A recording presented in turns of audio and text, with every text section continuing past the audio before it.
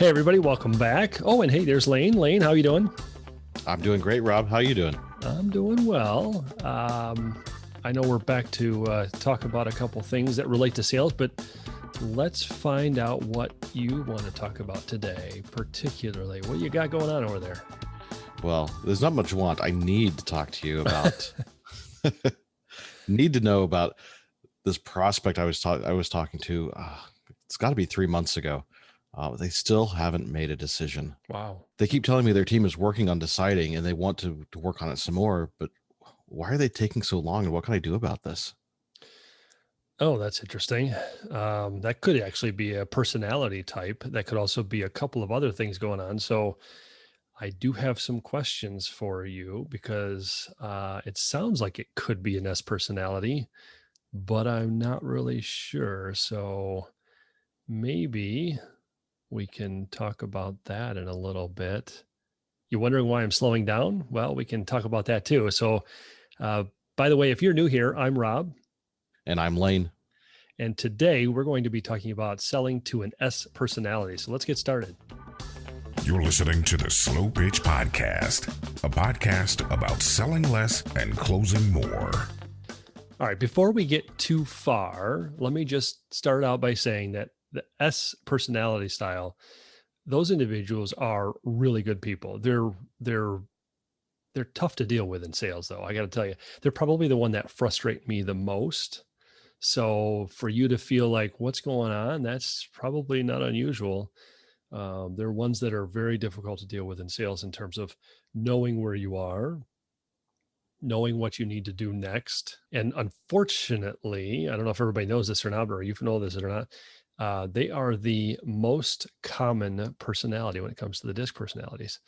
So yeah. See, learning how to deal with them. Now, it's the most common, but not by much. So the thing to know is that if you're going to learn this style, you'll help yourself with sales because won't be so frustrated all the time. You'll understand what's going on to you. So today we're going to learn about what a DiSC personality profile is, or what that means, what an S personality is, and how to talk to them. Like, how do you talk to them in general? And then how do you talk to them related to sales and what you need to do? So I have some questions for you, Lane. When you started your conversation with them, I don't know, it's been 3 months. I don't know if you'll remember all the details, but when you started your conversation, what were they like? Well, the conversation went fine. We started off with, non-businessy stuff, but I got into asking some questions about specifics of what they were looking for. And, we got good answers. It just didn't really go anywhere specific regarding making a decision. Followed up by email, and it just really doesn't seem to be going anywhere. Yeah. Hard to tell a little bit from that whether or not the personality is totally it. But let me ask you a couple questions, because I think when it comes right down to it, sometimes when a sale doesn't go anywhere, it's because they're really not interested. And sometimes the reason it's not going anywhere is because they're an S personality and they can't make decisions quickly. And that's kind of the way it is. So one of the questions I would probably ask is, did they involve any other individuals in the conversation? In other words, did they refer to anybody else that, I want to check with so-and-so because, or did they say stuff like, I need to understand this, so let me go ask another person and let me get back with you on that kind of did they say stuff like that? Not in the initial conversation, but definitely in the follow-up emails, they referenced talking with other people. Okay. All right. So let's assume that they're an S at this point. And here's why I would do that. First of all, because it's the most common personality, I tend to, whenever I deal with a new prospect or a new potential client, I would deal with them as if they're an S, because that's the vast majority of the people that are out there. It's not by a whole bunch, but it is enough to know that its odds are better that it's an S. Sometimes when I hear people refer to S's, they talk about them as kind of like a little bit of a pushover or really nice, or they're just really seem to want to be a pleaser almost, where they want to take care of somebody. That's one of those elements that I think, if that sounded like at all that individual that you spoke with, that may be a good indication that they're an S. So I don't know if that fits. I think it does. Yeah. Okay. So knowing some of that, where do you want to start in this conversation here about talking about an S? What do you want to do? What do you want to talk about? Well, for the benefit of someone who may not have heard some of our other episodes, why don't we start with what is DiSC? All right, so let's do that. I think that makes sense. So starting with what is DiSC, I think the easiest way to understand that is almost everybody out there has one particular personality trait that is more prevalent than any of the other ones. And in DiSC, there's primarily four. One of them is called the D personality, which is a more of a dominant style personality. Another one is an I, which is the influencer style. The S is what they call a steady person, a supportive kind of a person. Sometimes they refer to them as a little bit of a submissive kind of person, although I wouldn't necessarily agree with that. I've seen that out there. And then the last one is the C. They're more of a compliant type personality, which means they like to follow the rules. And they know where things are and the lines are drawn. So there was a psychologist that came along who was in the industrial psychology world, and he recognized that these primary four traits were out there. They're more of a behavioral assessment. So it's how you behave as an individual. And the thing to know is that everybody has usually one that's more dominant than the other. They usually have a second personality trait attached to themselves. And then they sometimes have a third even. So you might have a high D personality with a secondary C, or you might have an S with a secondary C or a secondary D. There's different ways you can combine almost any two of the four letters any way you want. One can be more primary, the secondary, and then the tertiary one is very hard to find out or figure out unless you take the test.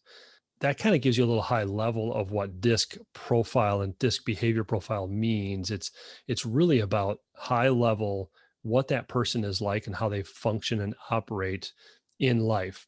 The other thing to know too, though, is that everybody kind of operates one way in one setting and they may adjust in another setting. So for example, I have one personality trait that stands above the others by a long shot, like head and shoulders. That doesn't mean that I can't behave in another format or another profile. So for example, in real life, you would know me as one personality, but when I used to work in another world, I used to have another personality that would come out all the time because there was a couple of reasons why, but it would come out and that would be the way that it was. And I had that secondary profile that just isn't there all the time as a normal everyday life. But when I put in a situation, that secondary comes out. So you're saying you're usually a big D, but in the off times when you're doing your Instagram thing, you're an I, you're an influencer. Yeah, no, that's not at all. You're way off.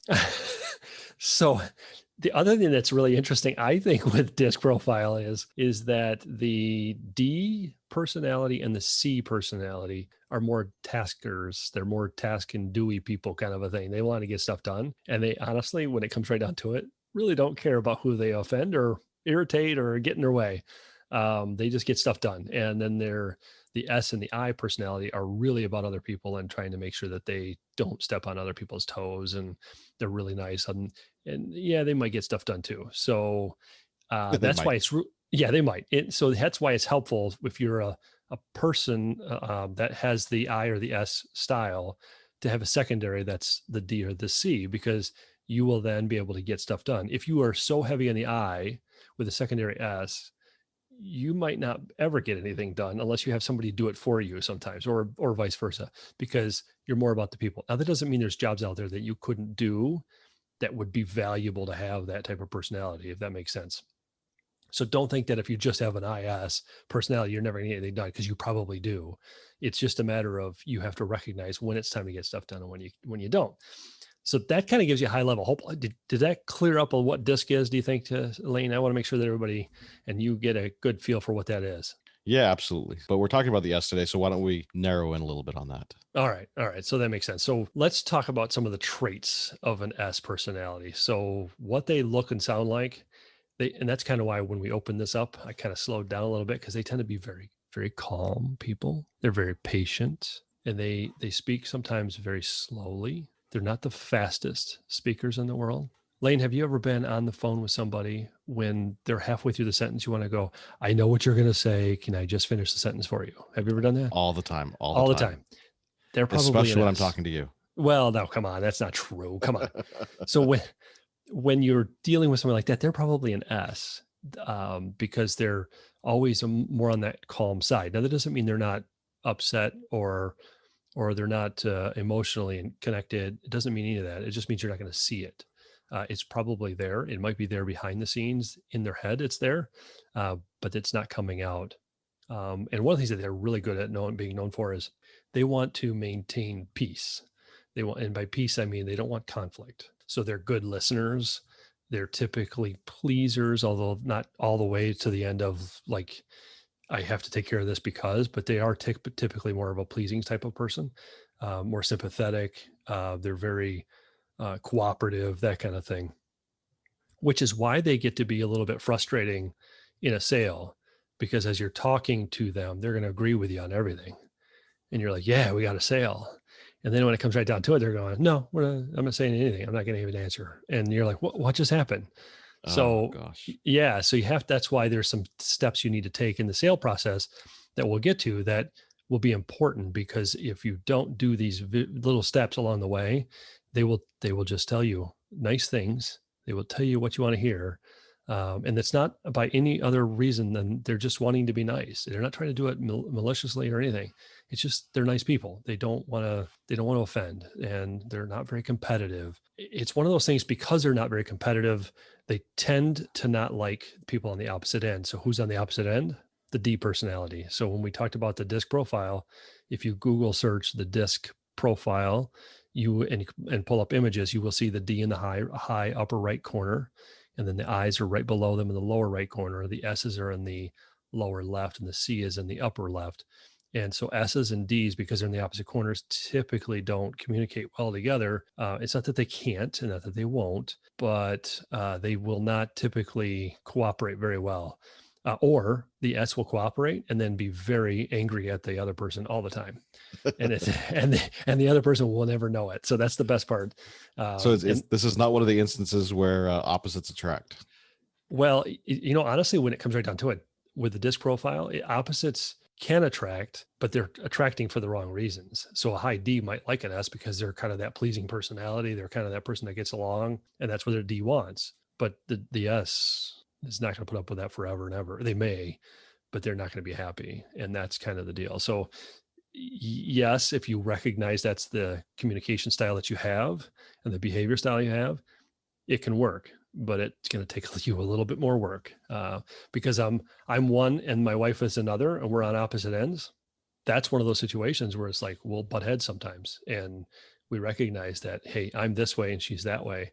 Okay. Now we know, and when that comes up, we have to deal with it in a different way. So, but the nice part about an S is when they're on a team, they're really loyal and they're really reliable and they're very predictable. And if you have two coworkers that do not get along, that S person can go in there and help them resolve it. They'll figure it out, and they'll sit down with those two, because it's not about them.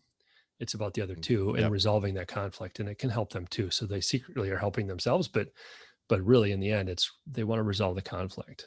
The other thing to know is that when you're dealing with an S, it's helpful to know what's causing them to be an S, because why would you be such a pleaser all the time? Or why would you be the one that's trying to make conflict go away, when conflict can be very good in a certain situation, right? Or in certain situations, it's helpful to an organization to get them to be stronger and better. Typically, the reason that high S's are high S's is because they have this strong feeling that they're going to lose stability or security in their lives. So they want to feel very, very secure. They want to know that they're not going to let people down. They want to know that their security in who they are and where they are, that they want to know that you appreciate them and that they are good in their own skin, and that's it. Like they want that security piece to know that it's there. So this is really, to me, important to know when it comes to sales, because if you don't make them feel secure, they're going to say, yes, very nice. Yep. Okay. Yeah, that sounds good. But if they're not secure, they're just not going to go anywhere. You're going to think they are. And that's kind of what happens. Now, again, all the way through, when we talked about the D, when we talked about the I and the S and eventually the C, the thing to know is these are the extremes. These are like level 100, right? This is what they're like if you amplified whatever they are. So there's subtle nuances that you're going to have to watch for. But if somebody's being very agreeable and like, yeah, that sounds nice. Yeah, that's what I want. Yeah, everything you say is yes, there's a problem. And you need to start to dig into that and drive that home and figure out, all right, so why is that okay with you? Or why do you think that's a good idea? Because if you don't do that, you're going to run into the yes, yes, yes. And then what happened? The other thing to know is that they are very, very highly motivated by avoiding conflict. So when you ask that question, why do you think, you have to come across as genuine, and you have to come across as, hey, I respect your opinion, and I'm really curious, how do you come to that conclusion, and why do you feel that way, so that they know you're not trying to question their or make them feel like their security or their feeling of stability is on the line. They want that safety feeling. So you have to kind of recognize that they're loyal, that they're willing to, be there for you and all that kind of stuff. So anything you do with it terms to management or sales, it's really about how do we make sure that they understand that they're secure, but you're genuinely interested in why they feel or think this the thing that they do. Does that make sense? Yeah, that makes total sense. I guess I just need to be careful about how I ask those whys to really not make them think I'm questioning them, rather than trying to learn about what their opinions are. Yeah, it's interesting because just by asking a certain question a certain way, if you don't have the right tone, if you don't have the right word choice, and it goes back to anything in sales. Everything you do needs to be strategic. Everything you need to do is thinking a little bit ahead and figuring out, what does this person need? What do they want? And by need, I mean, like, personally, what do they need? There's a fear in there somewhere, some form. Everybody has a fear, and sometimes they're simple fears. They're simple to understand, I should say. They're not really simple. Nobody has a simple fear, but they're simple to understand. And there's some sort of motivation that's behind that. So all of our motivations inside are usually based on some sort of a fear. And so if you keep that in mind, knowing that those are the issues that can come up for this person, it's about loss of security, loss of stability. Knowing that, then in your conversations, you have to make them understand that I understand where you're coming from, and it totally makes sense. When you've done that before, how come you did that? Just so I understand. I want to make sure that I understand what you're doing, so that I don't do that again, or I don't do that in the future, or you know what I mean? So it's one of those, it's getting them to feel comfortable and really make them feel like they can open up to you a little bit. So I hope that helps on understanding what they are and what some of the traits are. What else do you think should be important other than just how to talk to them, I guess? Yeah, earlier you mentioned, so an S will tend to talk a little bit slower. Do I need to talk slower to them as well? That is a really good question. And if so, how slowly? See, when we started talking about this, I kind of expected you to do one of these. So how slow do I need to talk? That's what I thought you were going to say. But Okay, Dory. honestly, that's a really good question. Do you need to speak slower? Well, if it's about making them feel comfortable, then yes. And you have to pace yourself with them. So if they speak in a very slow manner, they think about a little bit of their words, they make a little bit of a story out of it, or they tell you more information than necessary, but they're getting to the point, and then you come around to understanding what they're saying, then yeah, you need to talk back to them kind of the same way. And it's frustrating because when you get excited, they recoil. And I don't mean recoil, but if you start speaking really quick to them and go, hey, listen, we want to do this, we're going to do that. All of a sudden they're like, whoa, whoa, whoa, whoa, whoa, we're not doing anything until I tell you we're going to do something. And I don't know when that's going to be. So just stop. And so it's really, you have to slow down, follow their lead, and understand what they're looking for. And it doesn't mean you have to slow down dramatically. It just means start to match their pace, start to understand what it is that they need from you. And by slowing down a little bit, you'll get to that feel and you'll get that story better. And it's really just asking a lot of questions when it comes down to it, and asking those questions the right way. So that's a good question, I think. You said when they're talking a little bit slower, they're thinking a little bit more. I know you're not alluding that I'm not thinking. But if they are thinking a little bit more, how does that make them a stronger communicator, or is there a downside to that? Yeah, there are. And by speaking a little slower, they do probably get a chance to think about their word choice, say things the right way ahead of time before they say it. And I will say this, when I speak with an S and I'm talking on a sales call with an S and I slow down, I find that I'm much better at speaking because it makes me think a little bit more. and a little ahead of myself so that I know where I'm going with things, and it lets them follow along, but it also lets me think a little bit more. So there's some value to that because they're so good at resolving conflict that, we talked about earlier was that, you have two coworkers that are fighting with each other. That's helpful to have somebody like that on your team. If you have somebody like that, it doesn't resolve anything or help you with anything in the sales process. But imagine if you're in a sales meeting and you're meeting with a high D and you're meeting with a second person that's in the room that's a high C, and then this other person who's sitting there is an S, who's kind of agreeable all the time, and you're listening to this conversation. The D and the C start arguing with each other. Who's going to jump in to save that process? Who's going to jump in and open up some doors and conversations with that? If you yourself, the salesperson, sits down and just says nothing and listens and watches and don't try to interject or do anything, the S is going to step in and go, well, hold it. Remember when we talked about this before, we talked about doing this, we talked about doing that, and we can hybrid these two pieces together. They'll start to work through the conflict for you, the salesperson. So let them do some of those types of things. So there's value in that.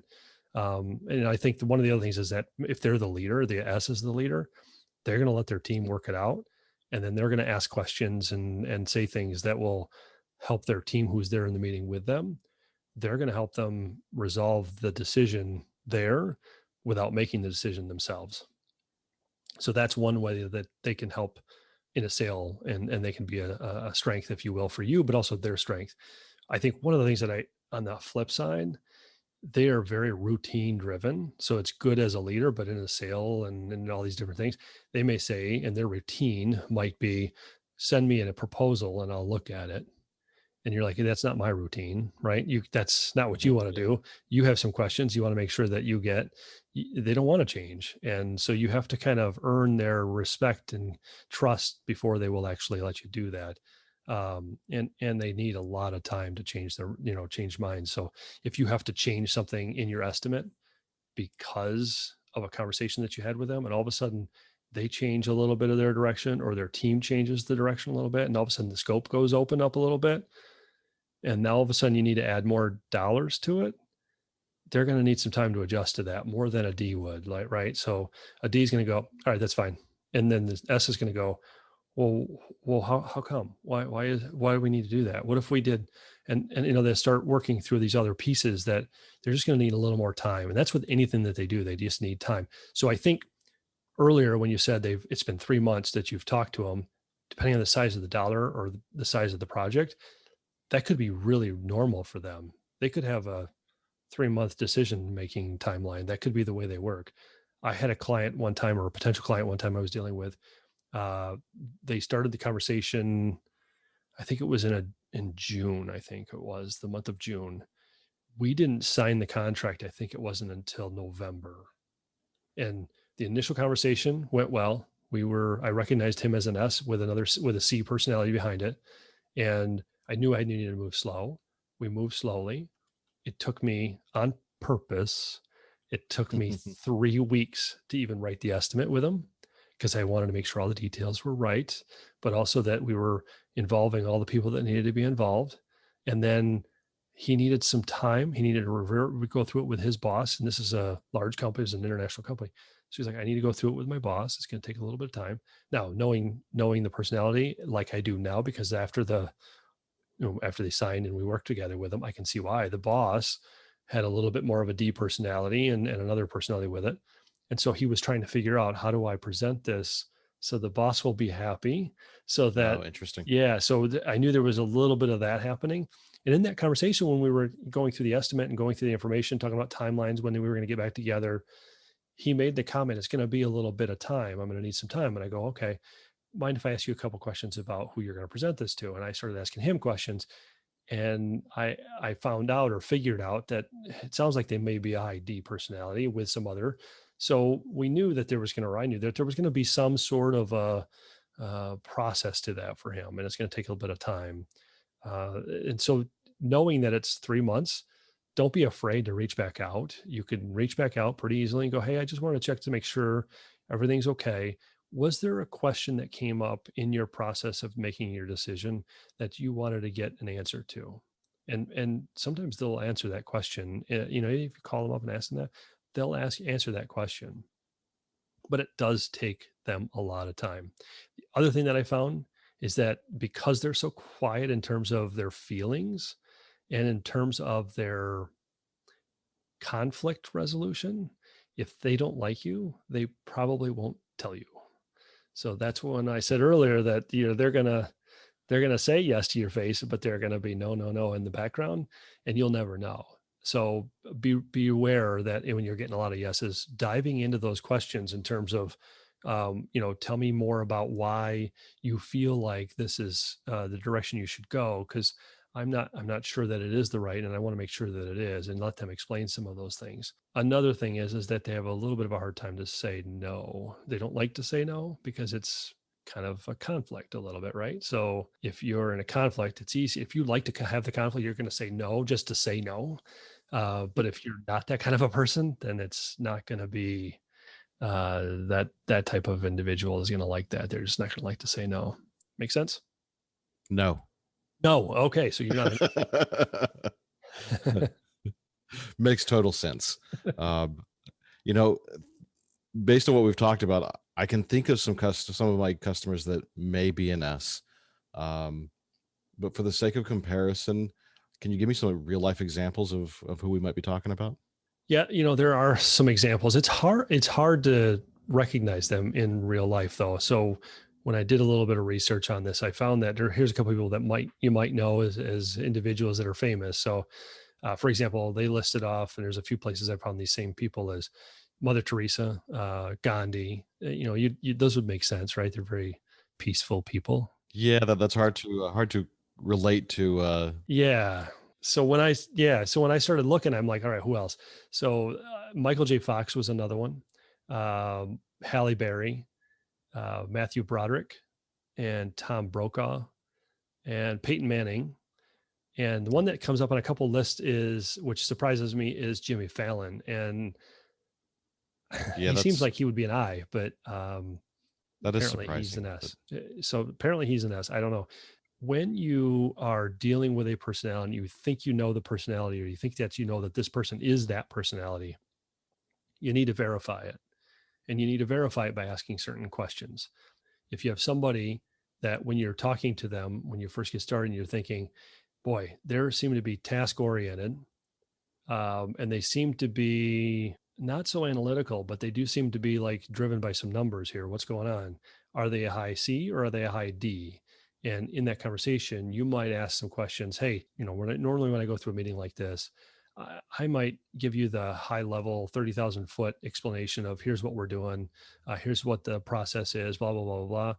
And then there's other people that say to me, you know what I want? I want to know what's happening from step 1 to step 2, step 3, step 4, step 5. And if there's a 5B, I want to know that one too. If I had to explain our process, how would you want me to explain that?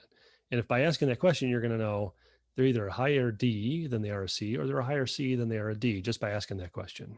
Right. How important is it having the team involved in this decision? If they go, I have teams here, but they do what I ask them to do. Okay, they're a task person. They're one of the two on the top. Now we start driving down. If they go, yeah, you know what, they're going to need to be involved in this. In fact, my chief whatever officer and the chief whatever officer, they need to get together. We're going to talk through this, and then we're going to try to make some decisions here soon. Probably not an I, it's probably an S, right? So you're going to start to ask some questions that are going to drive you to which direction you are. So does that make sense? Yeah, it makes total sense.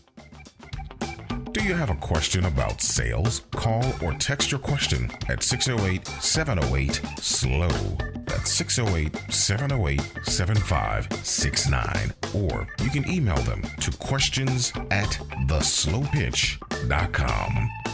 Now, back to the show.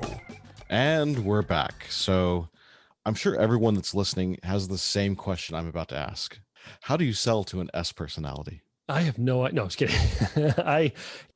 Here's the thing to understand. Stay with them. Like, let them kind of lead you the direction you want to go earlier in the conversation. Make sure they know what to expect so that there's no surprises for them. They don't have any surprises in the whole sale process, if you will. So if you're going to ask them 50 questions, tell them, hey, I'm going to ask you 50 questions so that they know what to expect. But really slow your whole process down. Know that once you figure out that this person's an S, you're going to want to make sure that everything that you do takes maybe 2 or 3 times longer than you're going to expect it to take, just to make sure they're with you. And they'll speed it up if they want to move faster. And that's okay. You want to make sure that they're feeling comfortable with you. So by giving them the time, not pressuring them and so forth, you're really going to make them feel comfortable, and they'll have the reassurance. They don't have that fear of loss of security or what have you by the time you get to the sale process and get into the numbers. If you say you're going to do something, do it. Don't say it and then not follow up or follow through with it. That is the worst thing you can do, because they're reliable people. They can be counted on to do what they're being told to do or being asked to do. And if you don't do that to them, they're going to feel a loss of respect for you. So, and just along the way, just be patient. Another piece that's interesting is they'll ask questions like, how do we do this?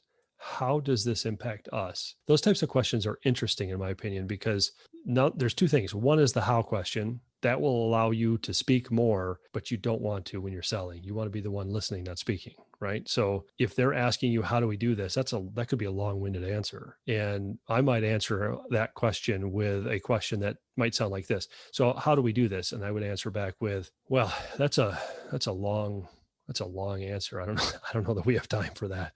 But I can give you some high level answers to that and go through a couple of the steps, and I can dive down a little deeper if you need me to. But I'm kind of curious before I answer that. I'm kind of curious, why are you asking me how we're doing that now? Just curious what you're looking to understand, which part of it. And you notice how I slowed way down. I asked the question. I made them slower. I made sure that they understood what I was asking them. And I was helping them feel like I'm just trying to understand where you're coming from.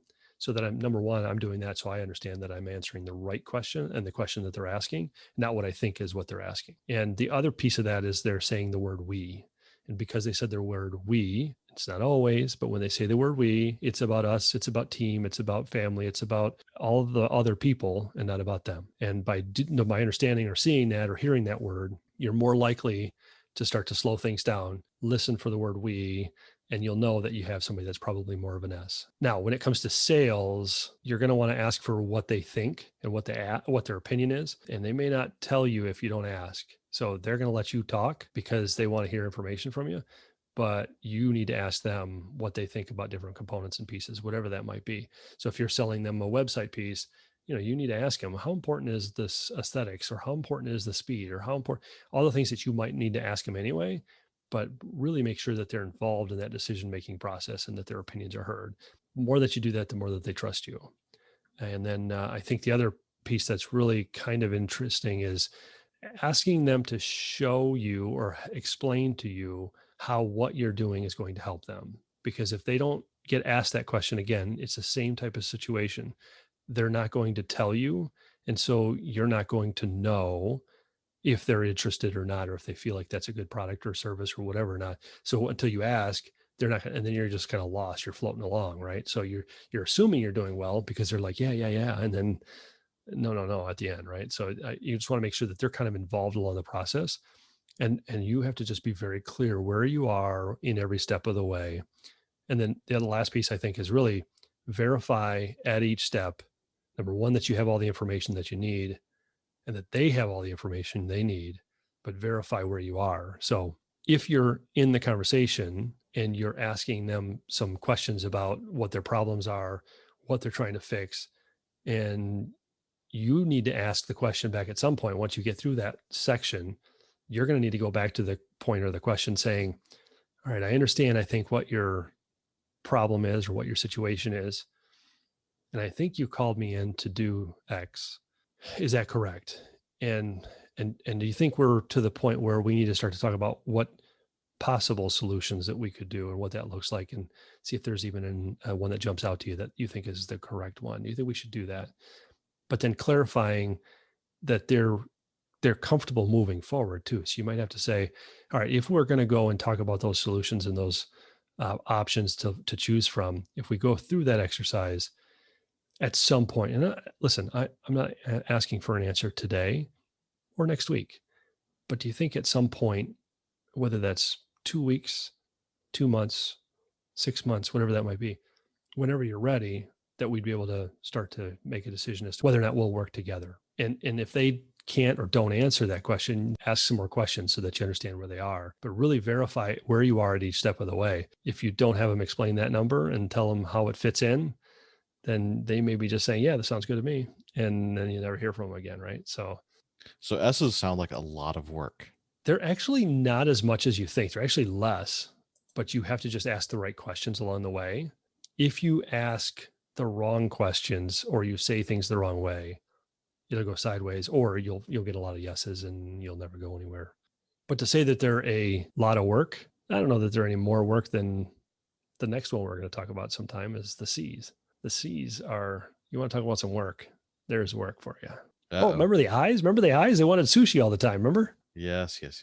So I don't know if it's any more work or any less. It's just a different style and it's a different approach, but recognizing that's really important. If you're out there trying to sell to any of these personalities, first step for you is to learn about your own personality. What is your personality? Because that's the tendency you're going to try to sell with. And that is not what everybody wants to know or hear from you. They want their personality reflected back at them to some extent. They want to know you're different, but they want to know that you have a similar personality that they can work with. And knowing yours is critical. So I would recommend going to a website like Crystal Knows, CrystalKnows.com. You can do a free one there.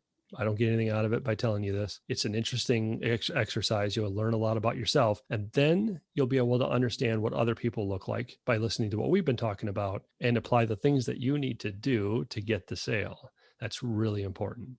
So if you need to deal with an S, just remember to slow down and let them open up and trust you before you move on. What do you think, Lane? Well, to all the S's, I want to say thanks for listening. We really appreciate it. We're especially thankful that you're here, and because you're so reliable, we know you'll come back again for our next episode. We hope we earned your trust to come back. Until then, stay steady. Wow, that was really good, Lane. You really learned a lot. That's awesome. I've got a great teacher. All right, see you guys. See ya. Thank you for listening to The Slow Pitch. Slow down and close more.